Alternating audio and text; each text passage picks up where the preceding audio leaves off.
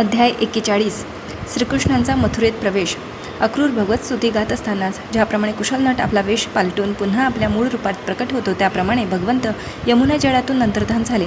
समोरील विष्णुमूर्ती अदृश्य झाल्यावर अक्रूर यमुनेतून बाहेर आला. बाहेर येऊन त्याने आवश्यक तो शास्त्रविधी उरकला आणि जेव्हा तो श्रीकृष्ण बलरामाच्या रथाकडे आला तेव्हा त्याला आश्चर्याचा धक्का बसला. श्रीकृष्णाने त्याला विचारले, काका, तुम्हाला जळात किंवा आकाशात काही आश्चर्यकारक गोष्ट दिसली की काय? अक्रूर म्हणाला, प्रभू, या जगात ज्या काही आश्चर्यकारक गोष्टी घडतात, मग त्या आकाशात किंवा जळात किंवा स्थळावर असो, त्या निश्चितपणे आपल्या विश्वरूपातच घडत असतात. म्हणून हे प्रभू, मी जेव्हा तुम्हाला पाहिले आहे तेव्हा कोणती आश्चर्यकारक गोष्ट मी पाहिली नाही. वैदिक शास्त्रातून प्रतिपादन केले आहे की जो श्रीकृष्णांना जाणतो तो सर्व काही जाणतो. तसेच ज्याने श्रीकृष्णांना पाहिले आहे त्याने सगळ्या गोष्टी पाहिल्या आहेत, मग त्या कितीही आश्चर्यकारक असो. या वैदिक प्रतिपादनाने अक्रूराच्या कथनाची पुष्टी होते. प्रभू, अक्रूर पुढे म्हणाला, आपल्या दिव्यरूपाहून कोणतीही गोष्ट अधिक आश्चर्यकारक असू शकत नाही. जेव्हा मी आपल्या दिव्यरूपाचे दर्शन केले आहे तेव्हा अधिक वाहण्याकरिता काय उरले आहे? असे बोलून अक्रूराने रथ जोडला आणि त्यांनी मथुरेकडे प्रयाण केले. सूर्यास्ताच्या वेळी मथुरेच्या परिसरात पोहोचले. वृंदावनापासून मथुरेपर्यंतच्या रस्त्यावरून प्रवास करताना रस्त्याने जवळून जाणाऱ्या ज्या प्रवाशांनी श्रीकृष्णांचे आणि बलरामांचे दर्शन केले त्यांना दर्शनाचा लोभ आवरला नाही आणि त्यांनी वेळोवेळी त्यांचे मुखावलोकन करण्याचा प्रयत्न केला. मध्यंतरी नंद महाराज आणि उपनंद यांच्या नेतृत्वाखाली इतर गोपमंडळी वनातील अन्य मार्गाने अगोदरच मथुरेला पोचली होती आणि एका उद्यानात थांबून श्रीकृष्ण बलरामांच्या आगमनाची वाट पाहत होती. मथुरेच्या प्रवेशद्वाराजवळ रथ पोचल्यानंतर कृष्ण आणि बलराम रथातून खाली उतरले आणि त्यांनी अक्रूराला निरोप दिला. श्रीकृष्णांनी अक्रूराला सूचना दिली, काका, तुम्ही आता घरी जावे. आम्ही नंतर आमच्या वृंदावनवासी मंडळींसोबत मथुरेत जाऊ. अक्रूर म्हणाला, प्रभू, तुम्हाला सोडून मी एकटाच मथुरेत जाऊ शकत नाही. मी आपला शरणागत सेवक आहे. कृपया माझा अभेर करू नका. कृपया आपण आपल्या थोरल्या बंधूंसह आणि आपल्या गोपाल बालमित्रांसह माझ्या घरी येऊन माझे घर पवित्र करा. प्रभू, आपण आला तर आपल्या चरणकमळांच्या धुळीने माझे घर पवित्र होईल. आपल्या चरणकमळांचे स्वेद जळ असणारी गंगा, पितर, अग्निदेव आणि इतर देवी देवतांसहित सर्वांना शुद्ध करणारी आहे. बळी महाराज केवळ आपल्या चरणकमळांचे प्रक्षालन करून कीर्तिवान झाले. त्यांनी सर्व भौतिक ऐश्वर्याचा उपभोग घेतला आणि तदोपरांत त्यांना मुक्तीचे सर्वश्रेष्ठ पद प्राप्त झाले. गंगाजळ त्रैलोक्य पावन करते. इतकेच नव्हे तर भगवान शंकर ते आपल्या शिरावर धारण करतात. भगीरथाच्या पूर्वजांनी याच गंगाजळाने पावन होऊन स्वर्गलोकाची प्राप्ती केली. अहो ईश्वरेश्वर, अहो विश्वनाथ, केवळ आपल्या दिव्य लीलांचे श्रवण करून मनुष्य धर्मनिष्ठ होऊ शकतो. अहो उत्तम श्लोक आदिनारायण, मी आपणाला सादर नमस्कार करतो. हे ऐकल्यावर भगवान श्रीकृष्ण उत्तरले, अक्रूर काका, मी माझे थोरले बंधू बलराम यांच्या समवेत तुमच्या घरी निश्चित येईन, पण यदुवंशाचे शत्रुत्व करणाऱ्या सर्व असुरांना ठार मारल्यानंतरच. अशा रीतीने मी माझ्या सर्व नातेवाईकांना संतुष्ट करणार आहे.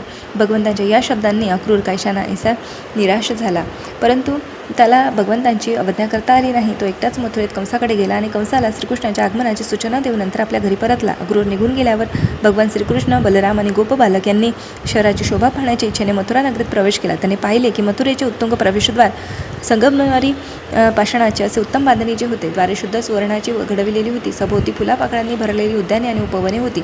संपूर्ण शहराला खंदकांचा वेढा होता आणि त्यामुळे शत्रू सहजासहजी आत प्रवेश करू शकत नव्हता. शहरातील सर्व उपमार्ग सुवर्णाने सुशोभित केले होते. तेथील धान्यांची गोदामे पितळेंची आणि तांब्याची होती. तेथे अनेक श्रीमंतांची निवासस्थाने होती आणि ती एकाच अभियंत्याने बांधलेली असावी तसे वाटत होते. तेथील सर्व घरे मौल्यवान हिऱ्यांनी सजविलेली होती आणि प्रत्येक घराला फुलाफळांनी भरलेली वृक्षवाटिका असलेली सुरेख अंगणे होती. घराची द्वारे सज्जे ओसऱ्या रेशमी झालरींनी आणि हिरा मोत्यांच्या जरीकामाने सुशोभित केलेल्या होत्या. सज्जांच्या खिडक्यातून कबुतरे आणि मयुरे ये जा करीत मधुर स्वर काढीत होते.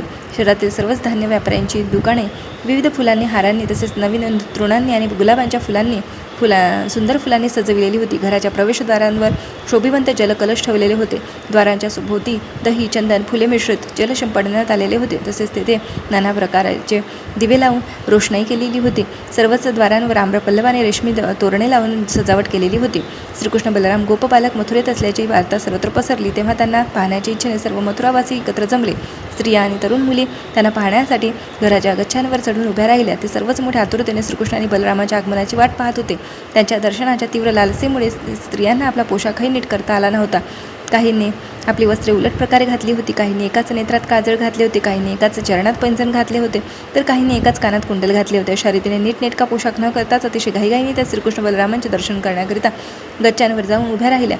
काही स्त्रिया भोजन करीत होत्या, परंतु श्रीकृष्ण बलराम मथुरेत आले असे समजताच भोजन सोडून त्या तशाच गच्चीवर धावत उभ्या आल्या होत्या. काही स्नानगृहात स्नान करीत होत्या, परंतु स्नान संपविताच त्या घाईघाईने गच्चीवर चढून गेल्या. काही जणी आपल्या मुलांना स्तनपान करवित होत्या, परंतु त्यांना स्तनपान करविण्याचे सोडून त्या अतिशय लगबगीने गच्चीवर आल्या.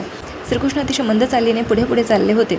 त्यावेळी त्यांनी आपल्या मधुर स्मितहास्याने सर्वांची अंतःकरणे त्वरित हरण केली. सौभाग्य देवता लक्ष्मीचे पती श्रीकृष्ण एखाद्या गजराच्याप्रमाणे पथावरून पुढे चालले होते. मथुरेच्या स्त्रियांनी श्रीकृष्ण बलरामांविषयी आणि त्यांच्या असामान्य गुणवैशिष्ट्यांविषयी पूर्वीच ऐकले होते, त्यामुळे त्या त्यांच्याकडे आकर्षित झाल्या होत्या आणि त्यांना पाहण्याकरिता अतिशय उत्सुक होत्या. आता जेव्हा त्यांनी श्रीकृष्ण बलरामांना मनोहर स्मितहास्य करीत मथुरेच्या मार्गावरून जाताना प्रत्यक्ष पाहिले, तेव्हा त्यांना परम आनंद झाला.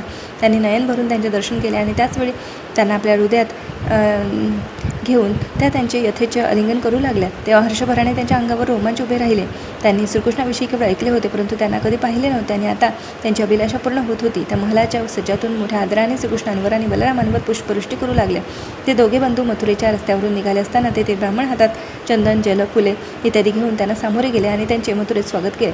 सर्व मथुरा निवासी, वृंदावनवासी जनांच्या थोर पुण्यकर्मांविषयी आपापसात चर्चा करू लागले. ते आश्चर्याने उद्गार काढीत होते. अहो, या वृंदावनवासी जनांनी किती किती थोर पुण्यकर्मे केली असतील, कोण जाणे. अहो, त्यांचे सौभाग्य तर पहा. त्यांनी कृष्ण बलरामांचे गोप बालकांच्या रूपात नित्य दर्शन केले. अशा रीतीने मोठ्या थाटाने श्रीकृष्ण आणि बलराम गोप बालकांसमवेत पुढे चालले असताना त्यांना एक धोबी दिसला.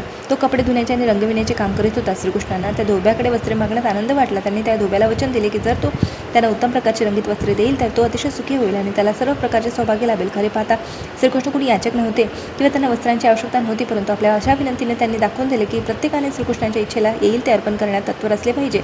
हाच कृष्ण भावनेचा खरा अर्थ आहे. दुर्दैव असे की तो धोबी कंसाचा व्यक्तिगत चाकर होता. त्याला भगवान श्रीकृष्णांची अशा प्रकारची मागणी मुळीच आवडली नाही. हा वाईट संगतीचा परिणाम होय. श्रीकृष्णाने त्याला सर्व प्रकारचे सद्भाग्य प्रदान करण्याचे वचन दिले होते आणि त्याला त्यांच्या मागणीप्रमाणे वस्त्र देणे शक्य झाले असते, परंतु कंसाचा नोकर असल्यामुळे तो ते वरदान स्वीकारू शकला नाही आणि श्रीकृष्णाच्या बोलण्याने प्रसन्न होण्याऐवजी त्याला अतिशय क्रोध आला. श्रीकृष्णाची मागणी पेटावून लावत तो म्हणाला, तो कंसासाठी असलेल्या वस्त्रांची मागणी करतोस हे कसे काय. आणि तो धोबी श्रीकृष्ण बलरामांना उद्देश करीत म्हणाला, पोरांना लक्षात ठेवा, पुन्हा राजाकरिता असलेल्या वस्तूंची मागणी करण्याचा उद्दामपणा कराल तर ते ठीक होणार नाही, अन्यथा तुम्हाला सरकारी अधिकाऱ्यांकडून शिक्षा होईल. ते तुम्हाला बंदीत टाकून दंड करतील आणि तुमची फजिती होईल. मला या गोष्टीचा प्रत्यक्षात अनुभव आहे. महाराजांच्या संपत्तीचा अन्यायपूर्वक उपयोग करू पाहणाऱ्याला अतिशय कडक शिक्षा होत असते. समजला. धोब्याचा असा उद्देश ऐकून देवकीनंदन श्रीकृष्णांना त्याचा अतिशय क्रोध आला आणि त्यांनी केवळ आपल्या करांगुलांनी त्या धोब्याचे शिरधडा वेगळे केले. तो धोबी तत्काळ गतप्राण होऊन भूमीवर पडला. श्रीकृष्णांच्या या कृतीने ब्रह्मसंहितेतील प्रतिपादनाची पुष्टी होते. ब्रह्मसंहितेत म्हटले आहे की त्यांच्या शरीराचा कोणताही अवयव त्यांच्या इच्छेप्रमाणे कोणतेही कार्य करण्यास समर्थ आहे. त्यांनी तलवारीचा उपयोग न करता केवळ आपल्या हाताने त्या धोब्याचे शिर उडवून दिले. परम भगवंत सर्वशक्तिमान असल्याचा हा पुरावा आहे. भगवंतांना काही करण्याची इच्छा झाल्यास ते बाह्य साधनाचे सहाय्य घेतल्याविनाच ते कार्य करू शकतात. अशा भयानक प्रसंगानंतर त्या धोब्यांचे नोकर सर्व वस्त्रे निथेच टाकून पळून गेले. श्रीकृष्ण बलरामांनी सर्व वस्त्रे आपल्याकडे घेतली, आपल्या आवडीनुसार पोशाख केला आणि इतर वस्त्रे गोपाल मित्रांना दिली. त्यांनी देखील आपल्या आवडीनुसार पोशाख केला आणि उरलेली वस्त्रे तेथेच टाकून दिली.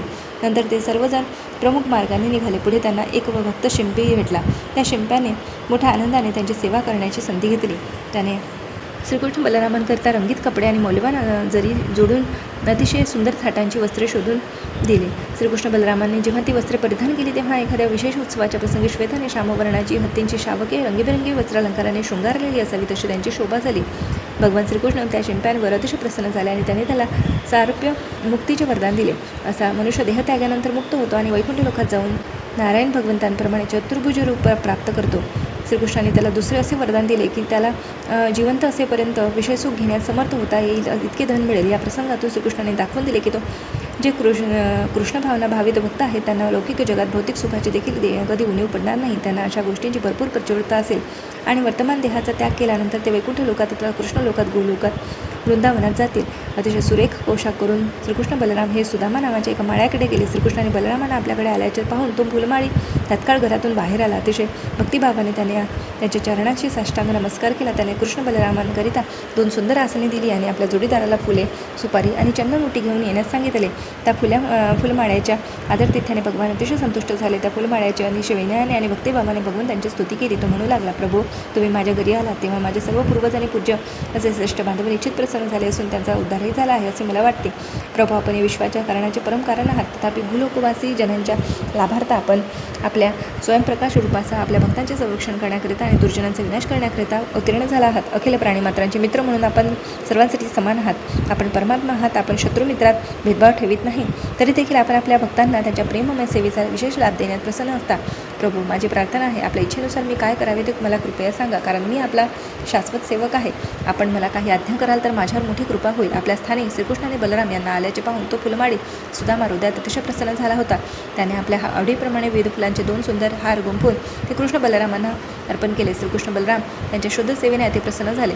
श्रीकृष्ण शरणागत जीवांना तर प्रदान करण्यास सदैव तत्पर असतात. त्याचप्रमाणे त्यांनी त्या सुदामा माळ्याला प्रसन्न होऊन वरदान दिले. तेव्हा तो म्हणाला, प्रभू, आपण मला हेच वरदान द्या की मी आपल्या प्रेममय सेवेत एक शाश्वत दास म्हणून राहावे आणि अशा सेवेने मला सर्व प्राणीमात्रांचे कल्याण करता यावे. यावरून आपणास समजते की कृष्ण भावनेतील भगवत भक्ताने भक्तीमधील स्वतःच्याच उन्नत सारस्य ठेवू नये, तर त्याने दुसऱ्यांच्या कल्याणार्थ काम करण्यासाठी उत्सुक असायला हवे. याकरिता वृंदावनाच्या षडोस्वामींचे उदाहरण अनुसरणीय आहे. त्यांच्या अष्टकात म्हटले आहे, लोकांना हितकारिणो भगवत भक्त स्वार्थी नसतात. त्यांना भगवंतांकडून वरदान स्वरूपात जो काही लाभ प्राप्त होतो त्याचे सर्व जीवांमध्ये वितरण करण्याची त्यांची इच्छा असते. हेच सर्वश्रेष्ठ परोपकारी कार्य आहे. फुलमाड्यांवर संतुष्ट होऊन भगवंतांनी त्याला इच्छित वरदान तर दिलेच, परंतु त्याला सगळ्या प्रकारचे भौतिक ऐश्वर्य, परिवार, समृद्धी, दीर्घायुष्य आणि या भौतिक जगातील जे काही तो इच्छिल ते प्राप्त होण्याचेही वरदान दिले. अशा रीतीने कृष्णपूर्ण पुरुषोत्तम भगवान या ग्रंथातील श्रीकृष्णाचा मथुरेत प्रवेश नामक अध्यायातील भक्तिवेदांत भाष्य संपन्न.